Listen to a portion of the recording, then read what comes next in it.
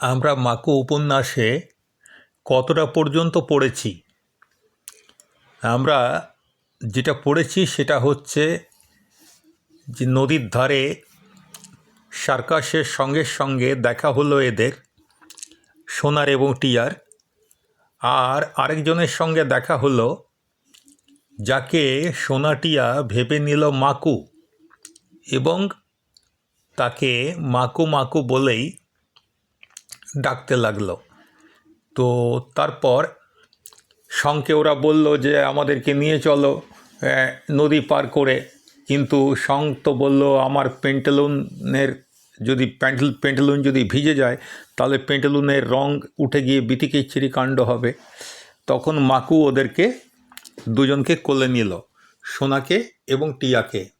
দেখো এখানে ছবিটা দিয়েছি, কিন্তু এখানে ছবিটা একটু সমস্যা হয়ে গেছে। সমস্যা কি হয়েছে? টিয়ার জায়গায় এখানে কোলে একে দেখাচ্ছে, আরেক সঙ্গে দেখাচ্ছে। তো যাই হোক, এরা এই করতে করতে এরা এসে পৌঁছলো হোটেলে। এই যে হোটেলটা দেখা যাচ্ছে তোমাদের ছবিতে, এটা আড়াআড়ি করে হয়েছে, এটা সোজাসুজি করলে তোমরা ভালো করে বুঝতে পারবে।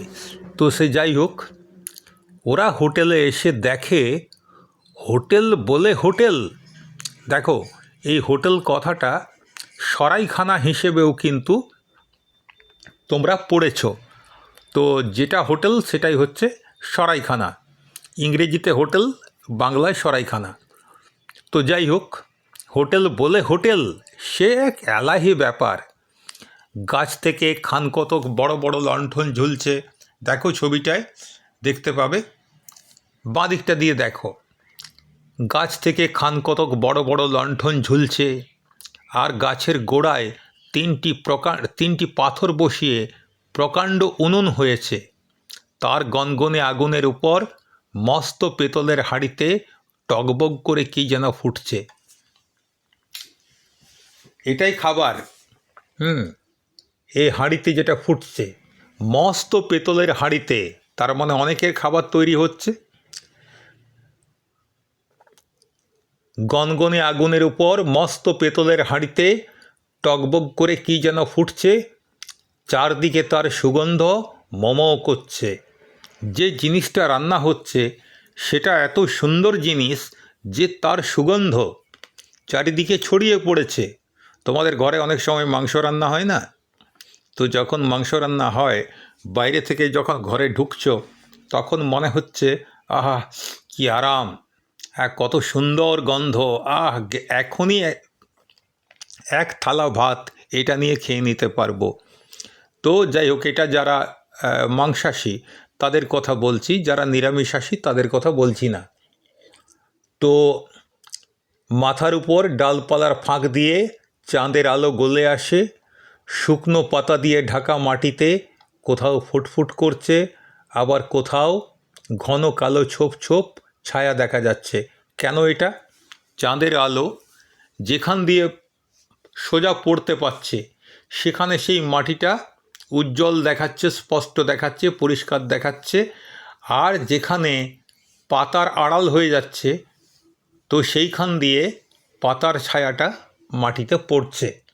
তাহলে আমরা হোটেলের যে বর্ণনা, এটার প্রথম অংশটা পড়লাম যে এলাহি ব্যাপার, গাছ থেকে লণ্ঠন ঝুলছে, তিনটে পাথর বসিয়ে প্রকাণ্ড উনুন হয়েছে, তার মধ্যে পেতলের হাঁড়িতে টগবগ করে কি যেন ফুটছে, যার ভীষণ সুগন্ধ। আর আমরা দেখতে পাচ্ছি ডালপালার ফাঁক দিয়ে কোথাও চাঁদের আলো পড়ছে, কোথাও পাতার ছায়া পড়ছে। হোটেলের ছিরি কত, মানে বলছি বটে হোটেল, কিন্তু এটাকে কি হোটেল বলা যায়? হোটেলের কোনো ছিরি ছাঁদ নেই। হোটেলের ছিরি কত, বটগাছের নিচু নিচু ডালে রাজ্যের লোক সারি সারি পা ঝুলিয়ে বসে। হোটেলে কি হয়? হোটেলে টেবিল চেয়ার থাকে, তো চেয়ারে বসে, সামনে টেবিল থাকে। কিন্তু এখানে কি দেখছি, কোথায় বসেছে? বটগাছের নিচু নিচু ডালে বসেছে। তো বটগাছের নিচু নিচু ডালে রাজ্যের লোক সারি সারি পা ঝুলিয়ে বসে। এখান দিয়ে ওখান দিয়ে মাঝখান দিয়ে রাশি রাশি ঝুড়ি নেমেছে। কিসের ঝুড়ি? বটগাছের ঝুড়ি। তাই মুখগুলো তাদের ভালো করে দেখা যাচ্ছে না, কিন্তু কাপড় জামাগুলোকে কেমন যেন রং বেরং অদ্ভুত মনে হচ্ছে। গাছের গুঁড়ির উপর কাঁচা কাঠের তক্তা ফেলে খাওয়া দাওয়া চলছে। আচ্ছা, টেবিল কি দিয়ে তৈরি করা হয়েছে? টেবিলের কাজটা কে করছে? না, গাছের গুঁড়ি। সেই গাছের গুঁড়ির উপরে কাঁচা কাঠের তক্তা, তক্তা মানে আমরা যেটাকে পাটা বলি, তো এই যে পাটা ফেলে দেয়া হয়েছে গাছের গুঁড়ির উপরে, আর সেটাই হচ্ছে টেবিল। গাছের গুঁড়ির উপর কাঁচা কাঠের তক্তা ফেলে খাওয়া দাওয়া চলছে। তো এই যে জিনিসটা হচ্ছে এবং যে খাওয়া দাওয়া করছে যারা, সেই খাবারের গন্ধে সোনাটিয়ার জিভে জল এলো। হাতা হাতে হোটেলওয়ালা, দেখো ছবিটায় দেখতে পাবে। হোটেলওয়ালা, তার হাতে হাতা, হাতা হাতে হোটেলওয়ালা, মুখে ভরা তার ঝুলো গোঁফ আর থুতনি ঢাকা ছাই রঙের দাড়ি। দেখে মনে হয় যেন ধোপার বাড়ি থেকে ফিরছে। সোনাটিয়ার ওকে দেখেই বড় হাসি হেসে ফেলল ওকে দেখে। লোকটা কিন্তু বড় ভালো, ওদের দেখেই হাতা উঁচিয়ে ডাক দিল, এসো এসো, এইখানে বসে যাও, পেট ভরে খাবার খাও, নিজের হাতে রেঁধেছি। সোনাটিয়াকে তো, ওরা তো বাচ্চা, তাহলে ওদেরকে কী করতে হবে? ওরা তো বসতে পারবে না উপরে গিয়ে। কোথায়, কেন উপরে গিয়ে বসতে পারবে না? কারণ গাছের গুঁড়ির উপরে যে তক্তা পাতা আছে, তো সেইখানে ওদেরকে খেতে হবে, আর গাছের ডালে বসতে হবে। তো ওরা ছোট, ওরা উঠতে পারবে না, ফলে সোনাটিয়াকে গাছের ডালে তুলে দিতে হলো।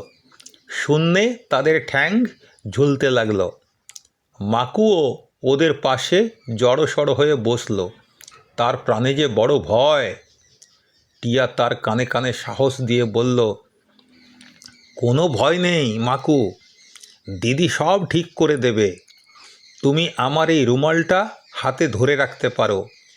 বড় বড় গোলাপ ফুলের নকশা কাটা ছোট্ট একটি রুমাল টিয়া পুঁটলি থেকে বের করে ওর হাতে গুঁজে দিল।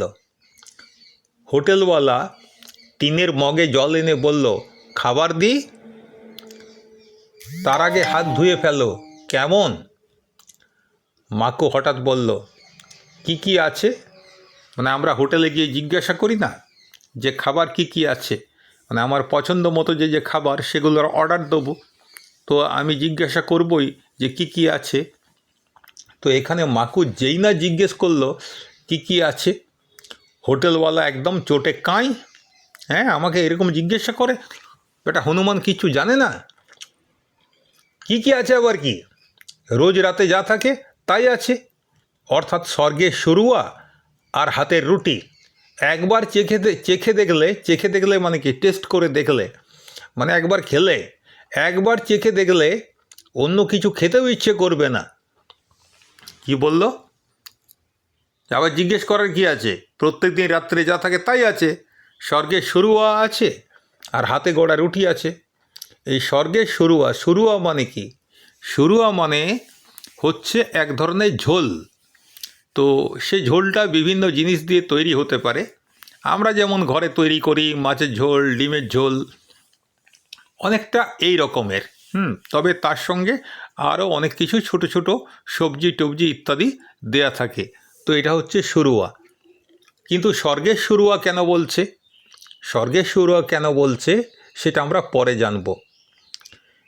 তো যখন হোটেলওয়ালা বলল যে এই আছে, যা থাকে তাই আছে, বলে তিনটে বড় বড় কাঠের বাটিতে সরুয়া আর শালপাতাতে এক তাড়া হাত রুটি নিয়ে এলো। তো তোমাদেরও নিশ্চয়ই খেতে ইচ্ছে করছে। এরকম যদি হয় বলো কেমন সুন্দর লাগে। সন্ধেবেলা বনের মধ্যে আমরা প্রায় 20-25 জন গেছি, গিয়ে পরে ওইভাবে গাছের গুঁড়ির উপরে তক্তা পেতে টেবিল করা হয়েছে। গাছের ছোট ছোট নিচু নিচু ডালে আমরা সব বসে বসে খাচ্ছি স্বর্গের শুরুয়া আর রুটি।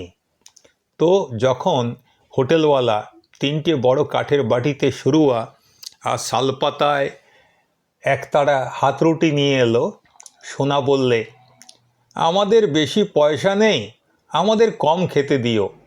এই টিয়া, কম করে খাস। কারণ সোনা তো জানে যে আমার তো 1টি পয়সা আছে, 1 পয়সায় কি আর খাবার হবে, তো যেটুকু হয় আমাদের কম কম করে খেতে দাও। হোটেলওয়ালা বলল, বালাই ষাট, কম খেতে দেবো কেন? এই বালাই ষাট মানে কি? ষাট মানে কিন্তু ষষ্ঠী ঠাকুরের নাম থেকে এসেছে। বালাই মানে ছোটদের অমঙ্গল, তো বালাই ষাট মানে হচ্ছে আরে অমঙ্গল দূর হোক, হেমা ষষ্ঠী, অমঙ্গল দূর হোক।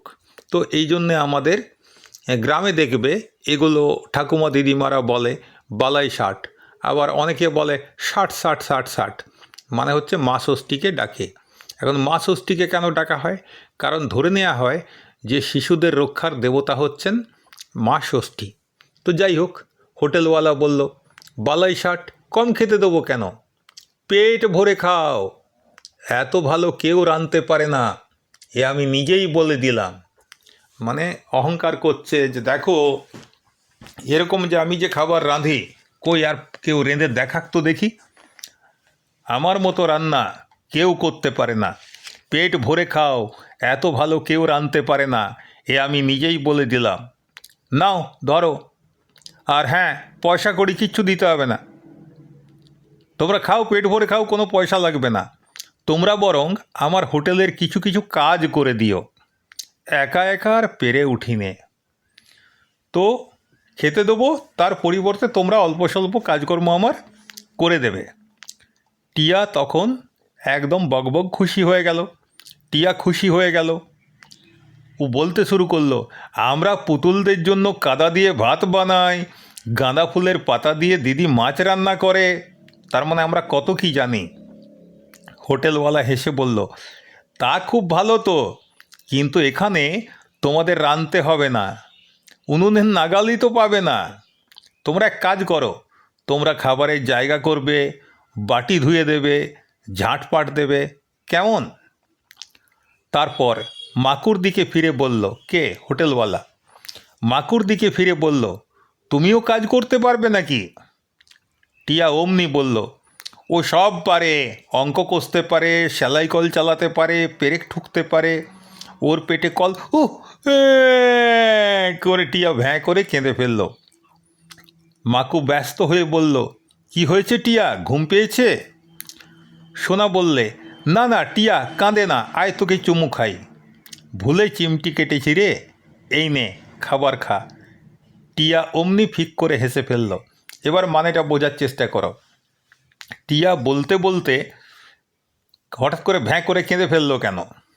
কারণ যখনই টিয়া, ও তো পেটে কথা রাখতে পারে না, যখনই হোটেলওয়ালা বলল যে তুমিও কাজ করতে পারবে নাকি, তখন টিয়া তো বলতে শুরু করলো। টিয়া বলতে বলতে বলছে ওর পেটে কল, মানে এবারে তাহলে তো যদি এইবার ওর পেটে কল হ্যান ত্যান ইত্যাদি যদি বলে দেয়, তাহলে তো মাকু ধরা পড়ে যাবে, তাহলে দুষ্টু লোকেরা জানতে পেরে যাবে এদের মধ্যে যে কেউ দুষ্টু লোক নেই, এটাই বা কী করে বুঝবো। ফলে সোনা কী করেছে, তখন ওকে জোর করে চিমটি কেটে দিয়েছে, মানে যাতে আর না বলে। আর সেই চিমটি খেয়েই সোনা কাঁদতে, টিয়া কাঁদতে শুরু করে দিয়েছে। তো তারপর ও যখন কাঁদছে তখন সোনা বলল, না না টিয়া কাঁদে না, আয় তোকে চুমু খাই, ভুল করে চিমটি কেটেছি রে। মানে তখন টিয়াও বুঝতে পারলো, হ্যাঁ আমি তো গন্ডগোল করে ফেলেছি, আর দিদি আমাকে ঠিক সময়ে সাবধান করে দিয়েছে। ফলে টিয়া অমনি ফিক করে হেসে ফেলল। হোটেলওয়ালা বলল, শোনো, খাবে দাবে, আমার গেছো ঘরে শোবে, গেছো ঘরে মানে গাছের উপরে যে ঘর, খাবে দাবে, আমার গেছো ঘরে শোবে, পয়সা কড়ি লাগবে না, গাছের ধারে ছোট ঝর্ণায় চান করবে, কাপড় কাচবে, বাসন ধোবে, কেমন? আমিও বাঁচবো, তোমরাও বাঁচবে। দিনে দিনে ব্যবসা যেমন ফেঁপে উঠেছে, একা হাতে চলছে না। তার মানে ফেঁপে উঠেছে মানে কি? ব্যবসা খুব বেড়ে গেছে।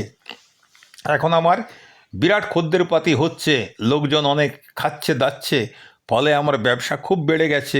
আর ব্যবসা যখন বেড়ে গেছে, একা হাতে তো আর পেরে ওঠা যাচ্ছে না, আমার দু একজন সহকারী লাগবে, তো তোমরা সেই কাজটাই করবে। দিনে দিনে ব্যবসা যেমন ফেঁপে উঠেছে, একা হাতে আর চলছে না। এই বলে মুচকি হেসে হোটেলওয়ালা ফতুয়ার পকেট চাপড়ালো। অমনি ভেতর থেকে পয়সা কড়িও ঝনাত ঝনাত বেজে উঠল। তার মানে ও দেখালো যে দেখো আমার ব্যবসা কত বেড়ে উঠেছে, আমার রোজগার কত হচ্ছে, কত বাড়ছে। সোনাটিয়া ভয়ে ভয়ে দুটুকরো হাত রুটি শুরুয়াতে ডুবিয়ে মুখে তুলল।